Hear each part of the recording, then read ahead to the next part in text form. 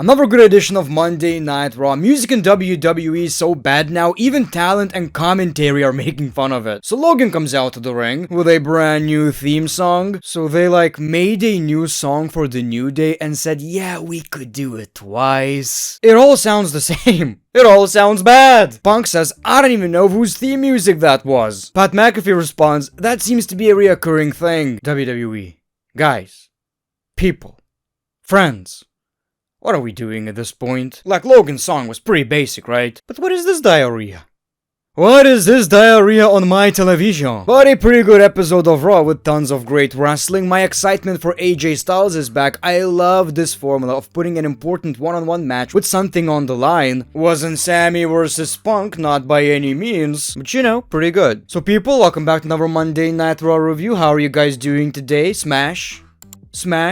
Preferably a like button, subscribe if you already didn't. Now the show kicks off with Jey Uso, right? The crowd are yeeting like crazy. They even restarted his music and then he yeeted again. Now I do appreciate that, you know, people are crazy for Jey Uso, but at one point I felt like, we're a bunch of idiots, aren't we? Well, anyway, he's going crazy. He's yeeting. The yeetometer was off the charts, people, until we got Gunta the Ring General, and he just beats the living crap out of Jey Uso. At one point, I was like, maybe he is the babyface for the IWC. A lot of people on the internet are going crazy probably right now. He made it clear he doesn't think Uso is worthy of facing him at WrestleMania, but Uso responds. He ain't backing down. He said, you know what? It's official. Jey Uso versus Gunta at WrestleMania.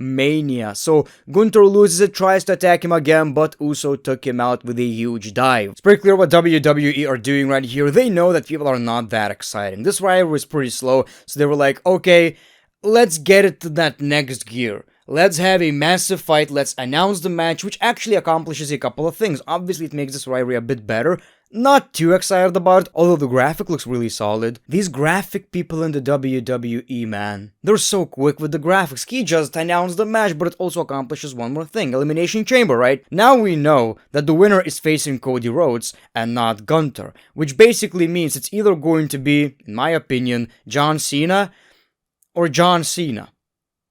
But then again, it could be John Cena, because if it's not, here's the thing. When you really think about it, John Cena main eventing Mania doesn't make a lot of sense, but now John Cena main eventing WrestleMania, now that I can see coming. Obviously not too crazy about this rivalry, but I know the moment itself will be pretty big. Like I've said in my Reddit review, I wish Jimmy Uso would win the United States Championship and Jey Uso the World Championship, and we have this massive celebration. That's what WrestleMania is all about, people. You gotta realize WrestleMania is not necessarily just for the IWC, it's the Super Bowl of professional wrestling, right? So you want these big-ass moments, these conclusions.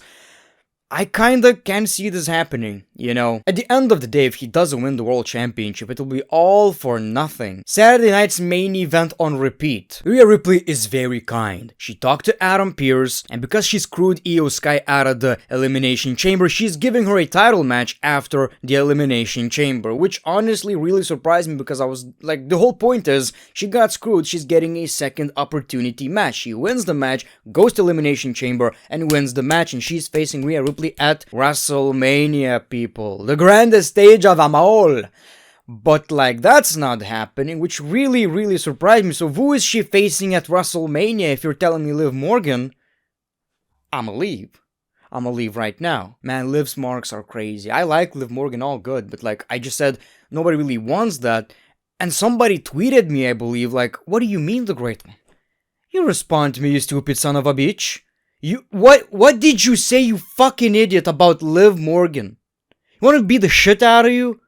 You talk shit about my queen? She ain't gonna fuck you. She ain't gonna even look at you. But we got a tag team match, right? Damage Control versus Liv and Raquel, and I was like, okay, one of these again. Seen it already. Even if we didn't, it seems like I've watched it 1,000 times, but the match was really good.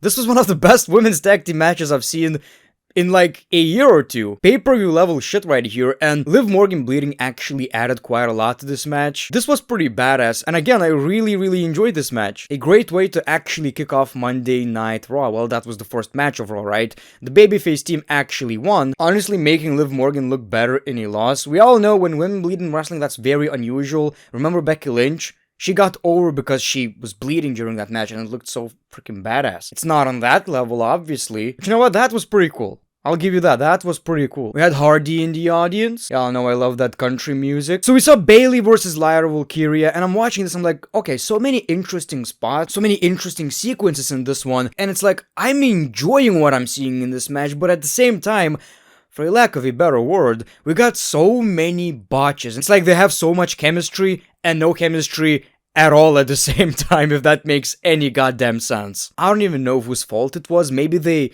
worked for the first time ever. Maybe they didn't have any house show matches. I'm not quite sure, but something didn't click in this one. And at one point, maybe I'm just lying to myself, but I could feel the frustration in their faces. This was a qualifying match. Bailey barely but won the match, which was kinda predictable in my opinion. Her losing against Bailey is not that big of a deal. I don't think it hurts her credibility, especially since the match is pretty long, and you know, it's Bailey, and she lost with a roll-up or something like that. And it seems like this is going to be the Intercontinental Championship match. The idea of all of them, including the Creed brothers holding the tag team championships, I kinda like that. It's unfortunate that Chad Gable never got his moment with the Intercontinental title, right? Didn't he say he's going to take the women's one? He's like, it looks the same. People, we got AJ Styles returning to Monday Night Raw. Big pop right here. Styles got emotional, admitting he thought his career was over after his injury, but he fought back because he still got gas in the tank. What's up with these wrestlers farting lately? I got gas in the tank too. But now he's here to remind everybody why he is the phenomenal one. We see Dominic Mysterio and Carlito. Pretty funny segment. AJ Styles called him Ray's punk ass kid. Takes down Carlito with a phenomenal forearm. Styles is back, ladies and gentlemen, and he wants a match against Dominic, which was granted by Adam Pearce. Ooh, look at that little tease, people. Cowboy Breaker looks really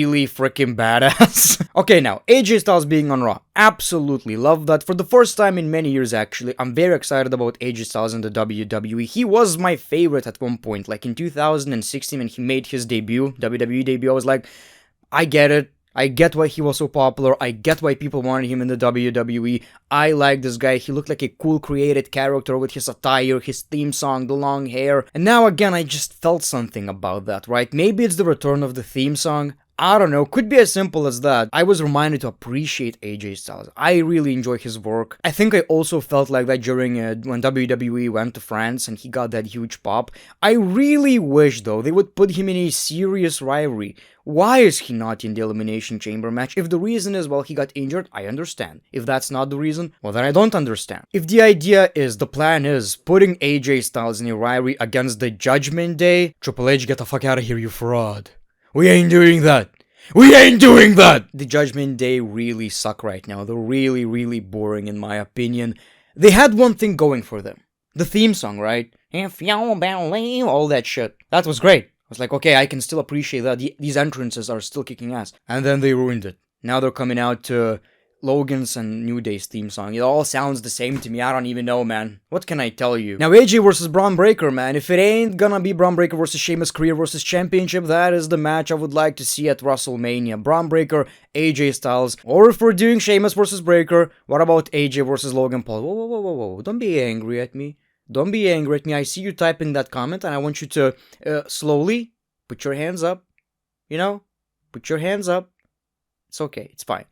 I think it would be great. I think it would be really fun. You might say it's not that big of a match for AJ, but I mean, Logan he's popular, say what you will. We'll talk about that in a second. Okay, so Seth Rollins is hyping up Elimination Chamber. He's going to beat Finn Balor next week, and we see Finn Balor, and they're talking about their 2016 rivalry, how their paths crossed, and Finn Balor says, you're in my way. Seth Rollins responds, no, you are in my way, because I'm on my way on beating Punk and winning the championship, and this is gonna be a big match, apparently. It's such a shame, though, like, at one point they were equals. People looked at Seth Rollins and Finn Balor as faces of Monday Night Raw. With Roman Reigns, obviously. And now Finn is just kind of there, man. It sucks. They ruined this guy. Now, the match itself is probably going to be really, really good. Again, I'm going to enjoy this episode of Raw. That's what I like. Main event, important match, one-on-one. Then we got the World Tag Team Championship match. The Creed brothers versus the War Raiders. Y'all know I really appreciate the War Raiders. Ever since they changed their gimmick to something more normal. Like I used to tell you, they found toilet paper. Like, you don't have to really commit to the gimmick, guys. Like, what is going on right here? You know, they would used to wipe their ass with leaves, with their hands, and they're like, who cares? Why would I wipe my ass if I'm gonna take a shit next day anyway? Now it makes sense, they're biker boys. That's what I call them. Anyway, really enjoyable match right here. Very logical finish though. So I'm watching this match. It's going fine, right? And the Creed brothers disqualified themselves and then posed with the tag team championships. And I'm like, well, you didn't lose yet. Why did you get yourself disqualified? So I'm gonna lose this match on purpose, but we're gonna hold these championships. Even though the other plan, the other scenario is us actually winning these championships. But if we lose this match, we could still attack them with the championships and pose with them. So what would you pick, people? This was kinda illogical. Didn't like that, but I guess it's a warning. Since JD is gone, maybe we should get new Judgment Day members, and Finn Balor says, we don't need new members. I'm gonna win the Elimination Chamber match and win the championship. Again, Liv looking badass right here. CM Punk comes out, huge pop. He's fired up about the Elimination Chamber. He admitted he talked a big game about winning the Rumble, but came up short. No hard feelings toward Jey Uso, but Punk still chasing his WrestleMania moment. Now, he's in the chamber with John Cena and Drew McIntyre, and he's not happy John Cena got the match without qualifying. We're back in the 2011, people. A lot of nostalgia right here. Just hearing CM Punk's voice nowadays saying, John Cena, not happy. That was the peak of the PG era, people. I don't know what to tell you. But he promised to beat the crap out of Cena and handle that piece of garbage McIntyre. And he's going to WrestleMania. We see Logan Paul. He talks trash about tossing Punk from the Rumble. Punk doesn't care. He just kind of laughs it off. He says, yeah, I forgot to mention you because I forgot about you. Obviously, Logan Paul is facing Rey Mysterio in a qualifying match. But you know, people, I would really love to see Logan Paul versus CM Punk. We didn't hear much from Punk, but can you imagine how many insults Punk could give to Logan Paul, like referencing his controversies? Because CM Punk could get away with that shit, who cares? But the theme song, man, like I've said, even Punk said, whose theme song is that? And Pat responded, yeah, that happens quite a lot, obviously referencing Finn Balor at the Royal Rumble. And it's like, yeah, it's fun in games, but it's like, you're doing that, like, shouldn't we guys like fix that? This obsession, WWE's obsession right now with hip-hop, right? I get it, it's popular right now, it's whatever. I never felt like it fits professional wrestling, because wrestling to me it's extreme, it's hardcore. At the end of the day, even in the most PG days, it's about fighting. So you kind of need rock music, metal, whatever it may be, you know. Again, there's place for both. In some cases, I understand. But again, SmackDown song is just atrocious. What are we doing, people? What are we doing? And now every single wrestler has to come out with a very similar theme song, to a point where I'm like, is it Logan Paul? Is it The New Day? Is it Finn Balor? Is it who is it? Tell me. Tell me! So we got Rey Mysterio versus Logan Paul. Obviously, at some points you can still tell some spots from Logan are kinda slow, and you can tell when Rey Mysterio is actually talking to Logan Paul. All that aside, he's still fresh. What helps him is that he's really athletic. You can tell he's still learning. But to this day, man, I still get some excitement out of watching Logan Paul in the ring. He does have the star power, and I quite enjoy this match. Now, he won the match with this punch, which I really hope is not his finisher anymore. And then a brand new move, which I assume they're testing as his finisher, which looked kinda interesting. So he wins the match, and Logan Paul is going to Elimination Chamber. Now, people, don't get me wrong, Logan Paul is a piece of poo-poo. But people, the older I get, the more I understand not everything is black and white. Is he a douchebag? Yes. Is he a bad wrestler? No. Do I like him? No. Does he have that star power and it looks like he belongs in these matches? Well, yes. And that's especially the case with X, social media, and I guess it's a bunch of young people anyway, but it's like, not everything is black and white. You know, just because he did something terrible doesn't make him really a bad wrestler. You can dislike him, boo him all you want.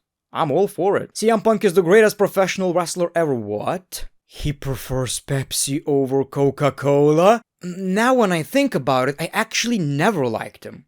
I always thought he's the worst wrestler in the world, and his promos always sucked. It's like, come on, people. Let's be real. Why are we being fake? But people, that was your episode of Raw. Thank you so much for watching this video. Like, subscribe if you already didn't. Appreciate your time, ladies and gentlemen. The Great One, peace, love, and hugs. It's been a pleasure.